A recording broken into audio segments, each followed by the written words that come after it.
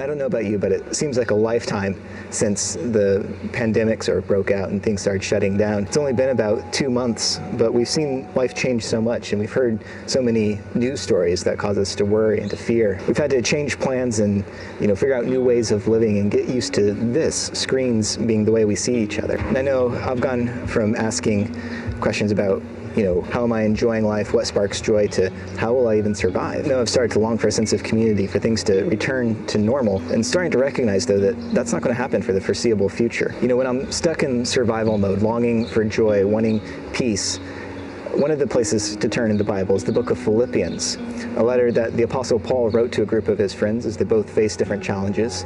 And in the midst of facing difficult situations, Paul points out the need for joy and the way that joy is found in God. And so I want to invite you to join me as I study this book over the next couple weeks and look at this theme of joy and being a light in the world.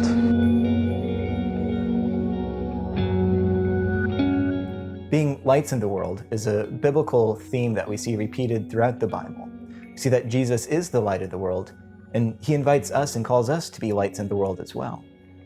The Apostle Paul repeats that call in Philippians chapter 2, calling the Philippian church to be lights in the world. Now, back in 2017, I made some videos working through the book of Philippians, looking at this theme. And I wanted to think through this book again with you all and break it up a little bit differently. Instead of doing a video for every verse and every passage throughout the book of Philippians, I'll make a video once a week, sort of doing an overview of what we've looked at and what we're about to study, and then provide Bible study guides and links in the video description so that you can do your own study and really engage with this text. This week, we want to look at the background and introduction to the book of Philippians, asking the question, who were the Philippians?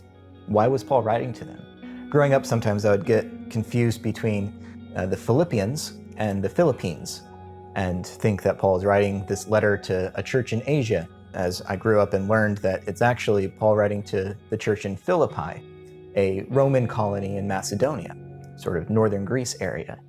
The story of Paul going to Macedonia and meeting the people in Philippi is found in the book of Acts chapter 16. And there we see Paul receive this really amazing call to go and preach the gospel, the good news, to the people in this city. And we see Paul engaging with a city and a culture that might not be too dissimilar from our own. They were a Roman colony. They are very proud of their citizenship and the privileges that came with that. There's also a lot of business and entrepreneurship that went on in this city. Paul met this woman named Lydia, who worked in the textile industry, but wanted to know more about God. Paul also met some not so nice business people who were oppressing and enslaving people to make money. We see Paul also meeting patriots. We see him meeting this prison guard, this man who was most likely a retired Roman soldier. In all these cases, we see the Apostle Paul bringing good news, a message to these people that completely changes their lives. Paul tells them about the life, death, and resurrection of Jesus, and they all have to react to that. Now, as Paul moved on from Philippi, setting up the church there, he traveled extensively throughout the Roman Empire. Toward the end of his life, he was thrown in prison and writes this letter from prison.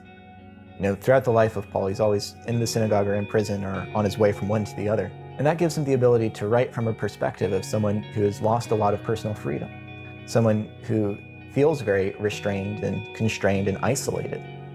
Something that we may be feeling right now is we're in lockdown and sort of self-quarantining. The Apostle Paul shares sort of our longing for community, for spending time with people that he loved. And he wanted to write letters to them to encourage them to continue that sense of community and that sense of unity that they had. He wanted to encourage his friends, to build them up. Now, I don't know about you, but I would really love to be encouraged and built up right now.